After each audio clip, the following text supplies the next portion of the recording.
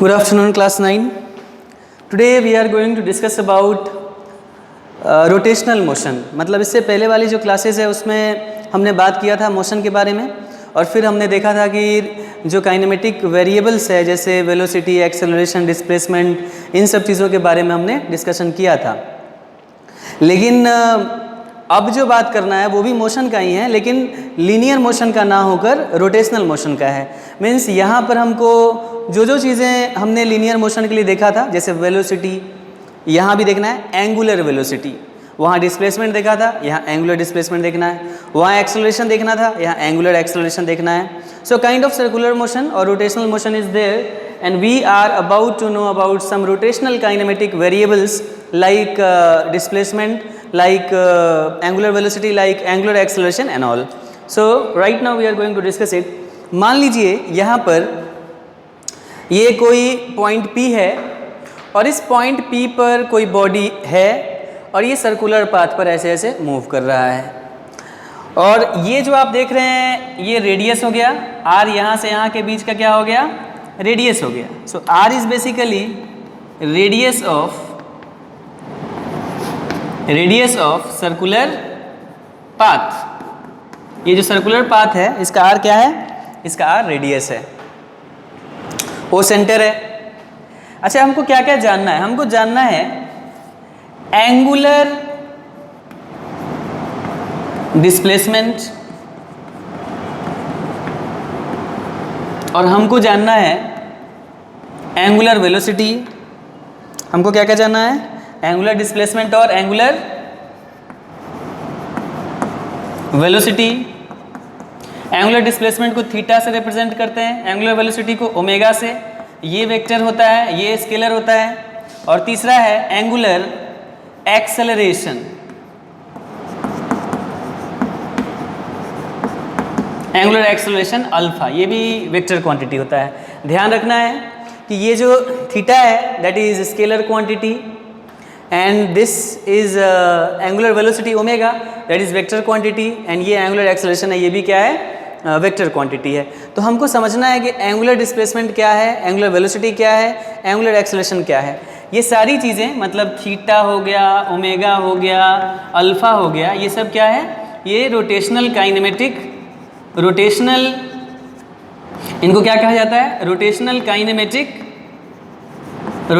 Kinematic variables या parameters कहा जाता है। वेरिएबल्स भी कहा जाता है इनको या पैरामीटर्स कहा जाता है। ये बात आप समझ लीजिए। मतलब आज के क्लास में बेसिकली हमको इसी के बारे में देखना है कि what is theta, what is omega, what is alpha.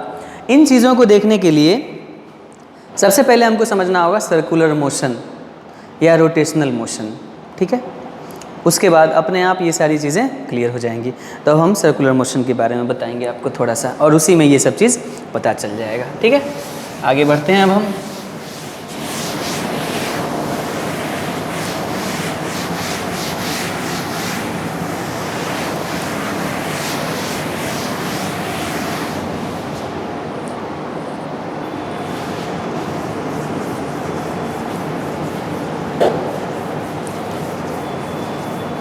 मान लीजिए कोई बॉडी इस तरह से सर्कुलर पाथ पर मूव कर रहा है। मान लीजिए ये उस सर्कुलर पाथ का सेंटर है और बॉडी यहाँ पर है पॉइंट P पर। बॉडी थोड़ी देर में कुछ समय बाद पहुँच गया P डैश पर। मतलब सर्कुलर मोशन कर रहा है तो जाहिर सी बात है बॉडी इस तरह से इस पाथ के लॉन्ग मूव करेगा। ये जो R है इस सर्कुलर पाथ का क्या है भाई, R है सर्कुलर पाथ का radius, radius of circular path, radius of circular path. अब हम आपसे पूछें, अगर हम आपसे पूछें यहां पर कि आप ये बता दो ये पॉइंट P से P डैश पर मूव किया बॉडी तो कितना एंगल बना, P से P डैश पर मूव किया तो ये एंगल बना थीटा। कितना मूव किया, P से P डैश पर मूव किया। हालांकि इस मूवमेंट में कोई ना कोई समय लगा होगा, कुछ ना कुछ टाइम लगा होगा। तो ये जो P पॉइंट से बॉडी मूव करके गया P डैश पर, तो कितना एंगल बना है सेंटर पर? थीटा। तो ये जो थीटा होगा, इसी थीटा को हम क्या बोलेंगे? Angular displacement.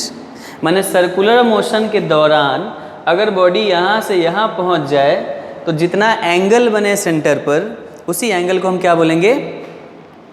उसी एंगल को हम बोलेंगे एंगुलर डिस्प्लेसमेंट। ठीक है, तो यहाँ अगर कहा जाए कि एंगुलर डिस्प्लेसमेंट कितना है, बताओ what is angular displacement?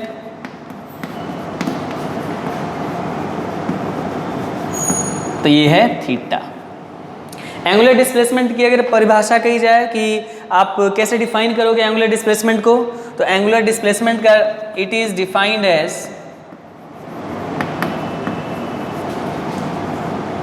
Angle subtended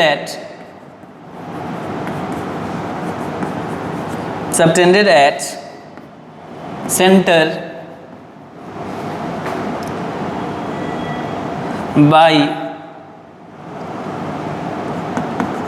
initial and final points,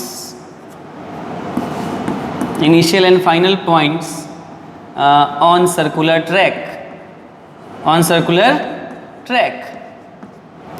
मतलब अगर हम कहें कि बॉडी यहाँ पर शुरू में था और पहुँच गया कुछ देर के बाद पी डैश पर, यहाँ पर मतलब इनिशियल पॉइंट ये हो गया आपका और फाइनल पॉइंट ये हो गया, तो एंगल कितना बना? 90 डिग्री। बट याद रखिए डिग्री जो है वो यूनिट नहीं है, कॉम्प्लीमेंट्री यूनिट नहीं है एंगल का।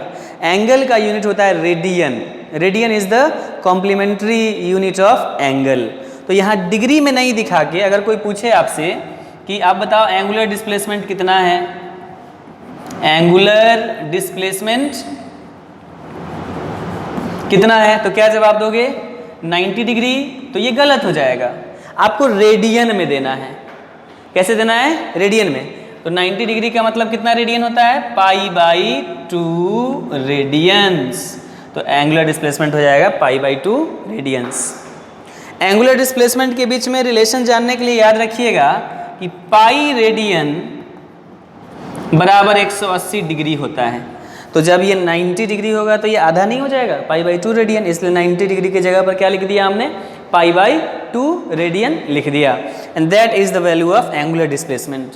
अच्छा, अगर पूछा जाए आपसे कि बॉडी यहाँ से चला पॉइंट P से और कहाँ पर चला आया? P' पर चला आया, कितना एंगल बना? 180 डिग्री। 180 डिग्री बना ना। 180 डिग्री का मतलब कितना रेडियन बना? Pi radian. तो ये बॉडी का इनिशियल पॉइंट है एंड ये बॉडी का कौन सा पॉइंट है? फाइनल पॉइंट है। और इस इनिशियल और फाइनल के बीच में जो एंगल बन रहा है that angle is the angular displacement. तो एंगुलर डिस्प्लेसमेंट यहाँ कहा जाए कि कितना हो जाएगा? तो एंगुलर डिस्प्लेसमेंट हो जाएगा pi radians. Remember the displacement should be given in terms of radian, not in terms of degree. तो ये हुआ आपका एंगुलर डिस्प्लेसमेंट। मतलब it is defined as the angle subtended at the centre by initial and final points on circular track. Circular track पर जो initial point है, जो final point है, उनको सेंटर से मिलाने वाली रेखा कितने डिग्री, कितने रेडियन पर एक दूसरे को अलग कर रही हैं। यही जो एंगल होगा इसी को हम बोलेंगे एंगुलर डिस्प्लेसमेंट। अब इसके बाद आता है बात इसका यूनिट। तो यूनिट क्या हो जाएगा? Radian. The unit of angular displacement is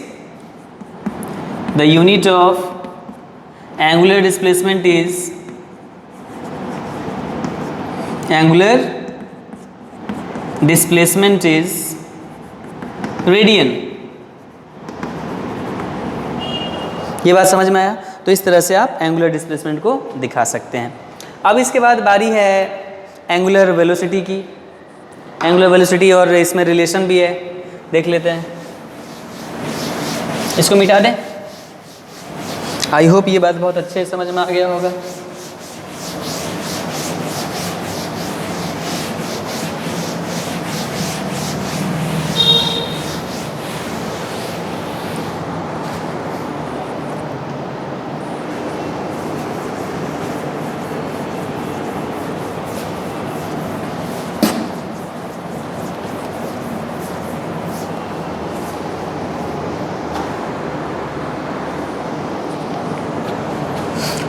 हाँ जी,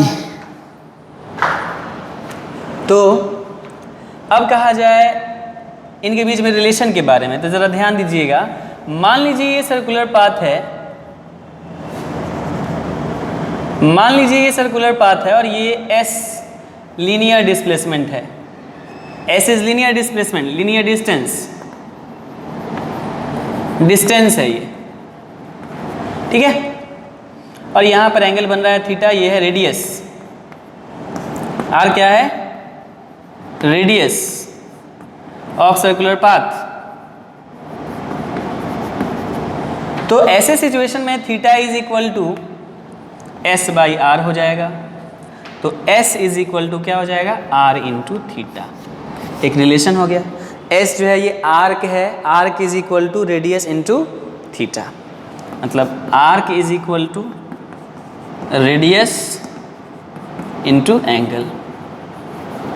एंगल इन कौन चीज? रेडियंस। Angle in radian. ये रिलेशन हो गया theta is equal to L by R. That is quite simple. S है डिस्टेंस और थीटा क्या है यहाँ पर? Angular displacement. Theta is angular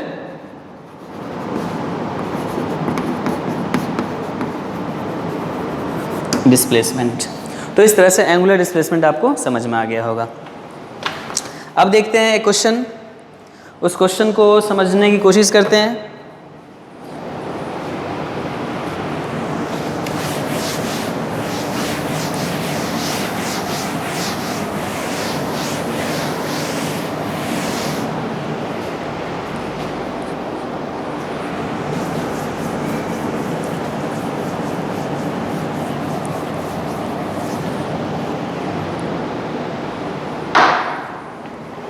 question है, an ant moves along, an ant moves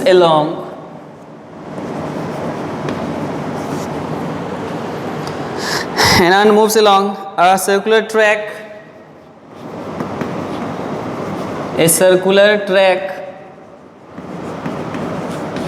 of 6 meter radius,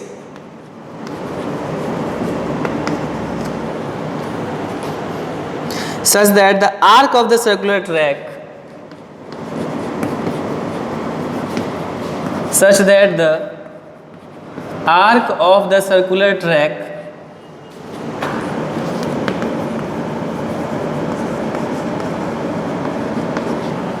subtends at an angle of 30 degree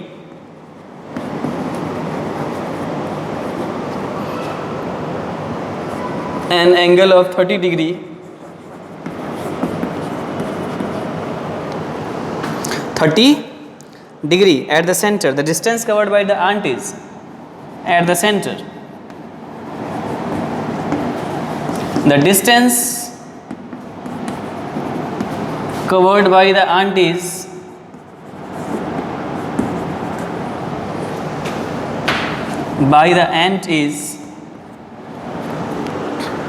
दिया हुआ है पाई इज ऑप्शन। पहला पाई, दूसरा 13 पाई, तीसरा 6 पाई एंड चौथा 4 पाई। ऐसा कुछ दिया हुआ है, आपको बताना है क्या आंसर होगा इसका। कैसे जवाब देंगे आप लोग? देखिए बड़ा सिंपल सा बात है। इसमें कह रहा है कि कोई एंट है, कोई चींटी है जो सर्कुलर ट्रैक पर मूव कर रहा है और ऐसे ढंग से मूव कर रहा है कि वो जितना लीनियर डिस्टेंस ट्रेवल किया वो आर्क बना, वो आर्क 30 डिग्री का एंगल बना रहा है सेंटर पर। मतलब ऐसे समझो आप कि ये सर्कुलर ट्रैक है और ये सेंटर है इस सर्कुलर ट्रैक का, और जो एंट है आपका वो पी पॉइंट से चला और पी पॉइंट से चलकर कहाँ पहुँचा? पी डैश पॉइंट पर चला। तो ये आर्क बना पी पी डैश। ये आर्क सेंटर पर कितना एंगल बना रहा है? 30 डिग्री। क्वेश्चन में कह रहा है, तो आपसे पूछ रहा है कि ये जो डिस्टेंस ट्रेवल किया एंड लीनियर वाले रास्ते में लीनियर डिस्टेंस ट्रेवल किया वो क्या है? What is it's value? उसका वैल्यू कैसे पता लगाएंगे हम? तो कैसे लगाएंगे पता भाई? पी पी डैश क्या हुआ? Linear distance. क्या हुआ भाई, लीनियर डिस्टेंस ट्रेवल्ड बाय एंट, और एंगल 30 डिग्री का है, तो 30 डिग्री का मतलब देखो भाई 180 डिग्री का मतलब पाई रेडियन, 1 डिग्री का मतलब पाई बट्टा 180 रेडियंस, तो 30 डिग्री का मतलब पाई बट्टा 180 इंटू 30 रेडियंस, मतलब पाई बट्टा 6 रेडियंस। माने ये बात समझ में आ गया हमको कि जो एंगुलर डिस्प्लेसमेंट यहां पर हुआ, that angular displacement is pi by 6 radian. अब ये पता चल गया, डिग्री को हमने पहले ही बताया था कि डिग्री में लिखना नहीं है, एंगुलर डिस्प्लेसमेंट को रेडियन में लिखना होता है, not in terms of degree. So we have calculated here the displacement in terms of radian, and after that we are about to calculate that linear distance PP dash. कैसे निकलेगा, तो अभी अभी मैंने बताया था कि theta is equal to arc by radius, ऐसा कुछ होता है। तो आर्क बराबर यही ना है, यही ना आर्क है हमारा, यही ना आर्क है जी, लीनियर डिस्टेंस ही आर्क के बराबर है। तो आर्क बराबर थीटा इंटू रेडियस, थीटा कितना है पाई बाई 6, और रेडियस कितना है, what is the radius, 6 metre. तो 6 कट गया, क्या बच गया पाई। सो आर्क हो गया आपका पाई, और यही आर्क बेसिकली हमारा लीनियर डिस्टेंस है। So this is our linear distance. This is our linear distance. So answer will be this pi. This pi. अब पूछा था distance covered by the ant is pi. ये बात समझ में आया? ध्यान इस बात का रखना है कि एंगल जो हम ले रहे हैं it must be in terms of radian, not in terms of degree, because degree is not considered as this complementary unit of angle. It is complementary unit of angle is radian, not degree. So remember it. तो इस तरह से हम angular displacement के questions को बना लेंगे। उसी तरह से एंगुलर वेलोसिटी क्या है और एंगुलर एक्सेलरेशन क्या है, उसको नेक्स्ट वीडियो में हम देखेंगे। तब तक के लिए इतना काफ़ी है, आप आगे देखिए। काफ़ी तो नहीं है बट ये छोटा सा टॉपिक है, इसको क्लियर करिए आप, ठीक है। फिर नेक्स्ट वीडियो में हम देखेंगे किसके बारे में, हम देखेंगे एंगुलर वेलोसिटी और एंगुलर एक्सेलरेशन के बारे में। तब तक के लिए इतना काफ़ी है। Tata bye bye, take care.